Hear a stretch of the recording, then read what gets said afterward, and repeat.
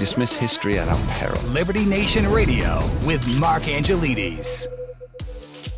From domestic fraud to international oppression, we're talking about it all on this week's Liberty Nation Radio. I'm your host, Mark Angelides. Please remember, Liberty Nation Radio is a product of LibertyNation.com. You can access podcasts, breaking news analysis, and a range of biting and brilliant shows to whet your appetite for freedom and your fondness for the great American Constitution.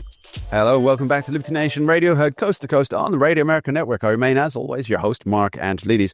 We're very fortunate to have with us this week a Liberty Nation author, Michele White, who has been covering the on-the-ground fraud in Minnesota and across the country. And it really is in my opinion, it's one of the most important topics facing America today. Michele, thanks for being here.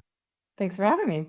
So, Michele, you've been covering this topic on the pages of LibertyNation.com, and I do recommend everybody heads over and checks out Michele's writings over there. Very detailed and quite worrying. Not your style of writing, but rather the ramifications of what you write about. Now, right. Michele, the focal point here, ground zero, as you call it in your article, is Minnesota. So what's been happening, just for anybody who's had the unfortunate happenstance of living under an Airbnb rock for the last few weeks? Well, I was just having this conversation yesterday because I have met people who have not heard about it. It's been going on for years, but really a video reporter or YouTuber brought it to the surface, but it's been going on since I think 2021. Don't quote me on the dates, but essentially it's been a large scale fraud operation happening within the Somali community, predominantly within the Somali community. And there've already been, I think, 90 indictments, 63, 64 have been convicted.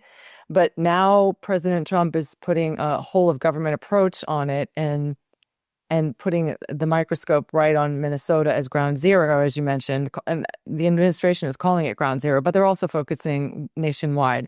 And so he's implemented a few initiatives. They've started an assistant attorney general devoted just to that, which should be interesting to see what they uncover. They've sent ICE agents there. They've stopped the flow of money. And like I said, throwing the whole kitchen sink at the problem. Mm. Yeah, it is really just the tip of the iceberg, though, isn't it? So what we've seen with, and you're right, it is the focal point of it has been the Somali community in Minnesota. But I think what it really comes from is the amount of federal money that gets sent to various states, blue and red states, right, but then goes out to all of these projects that sound great. And I think that's the key aspect, isn't it? So the people who are responsible for saying, yes, we approve this grant, yes, we approve this payout to the various organizations, is that it looks good on them when they say, you know what, I've helped in funding daycares for working parents. I've helped in funding clinics for children with special needs. I've helped in, doing healthcare clinics for underrepresented communities. And it's great. It goes on the resume, and all the people responsible for rubber stamping these cash layouts in the millions and billions of dollars, they get to feel good about themselves. They get to talk about it at their cocktail parties.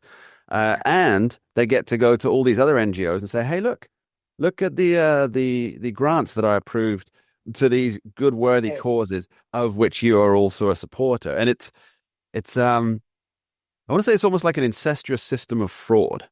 Yes. And I think people don't realize that there's this spigot of taxpayer cash that goes to all these places, but then is administered directly outside of federal and state governments into the NGOs, and you never really get a good accounting of these things, as recent reports pointed out, didn't they? So, do you? I believe President Trump has ordered a suspension of funds to certain areas, but that's already been challenged and shot down. Is that right? I don't know if it's been challenged yet. Sorry, I don't have that detail. The last I read was that DHS has stopped all funding until they can prove where it's going, which should be a no-brainer. And what you said is correct. However, where was the oversight? How to get a government check, any kind of government check, and there's no oversight. Now, that was going on during, Obama's, no, that wouldn't have been. That would have been, if it goes all the way back to 21, that was Biden's administration. I don't know if it goes before that because, it's years before they're caught. So if the first person's caught in 21, who knows how long it was going. But the fact that there's speculation that Walz did know about it, because how do you not? How do you not know billions of dollars? Never attribute to that's what you can put down to incompetence. But of course, in defense of Governor Tim Walz here, he's and it's a good defense, and it's probably one he'll use if he ever ends up in court over these things, or his lawyers have to write letters back and forth over these the massive amounts of fraud that have been uncovered. Is that he can say, well, I'm the CEO of the state, and I'm not the administrator of the state. I'm not rubber stamping checks. I'm not the HR department. I'm not the accounts department. And it's a fairly solid defense, isn't it? Don't give him a defense. You're giving him a defense. Don't do that. But if you're living in a bubble, maybe, but especially if you're living in a blue state, it is incestuous, like you were just talking about. There's no way he didn't know. And there are posters on X whose names we don't know because they're part of an organization, part of one of the state agencies, who've said they were threatened by the administration. Now, we don't know who in the administration, but they were threatened by the administration for being whistleblowers. So they had to know. I find that incredible that he didn't know, or anybody in his administration didn't know, especially when there were others saying that they were threatened for talking about it. But I guess we'll all see when it shakes down. But I'm surprised it took this long, because with that much money and that being such a $9 billion, I think, and they still don't even know how much. When law enforcement says we haven't gotten to halfway to the bottom, it's bad. Or when the U.S. attorney says it was breathtaking, took his breath away, and he's a seasoned fraud prosecutor. I'm just afraid to hear what it's going to be at the end of the day. But the worst part is that this money was flowing to terrorist groups. Yes. And yes. No American is happy with that. Yeah, just to clarify that for those who aren't familiar with it, a lot of I don't want to say a lot because I don't know the figures or the proportion, but it's been discovered that a proportion of the funds that went to these Somali health clinics, Somali daycares, was being funneled out of country, possibly in the form of a remittance, but direct to Al-Shahab, which is a terrorist organization. And yes, so it does come down to two things, I think. One, it's the American taxpayer that's paying for this. And number two, the responsibility of government is to be a good steward of those tax dollars.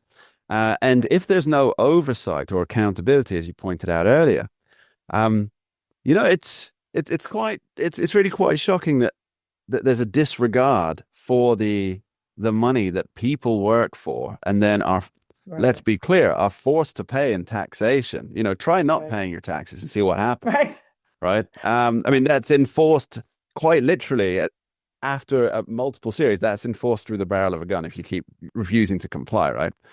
And so this money that you're being forced to pay for your taxation, and then not even being good stewards of it. And it's kind of insulting to everybody who puts in work from, is it January to mid-April? Is that the standard amount that you're paying in your tax? You're working these months for good old Uncle Sam, and that money's just being wasted, or worse, spent on things that could ultimately prove a deadly harm to you or other people. Let's delve a little bit into Governor Walz and how his political career has been affected by this. After this short break, don't go anywhere. We dismiss history at our peril. Liberty Nation Radio with Mark Angelides.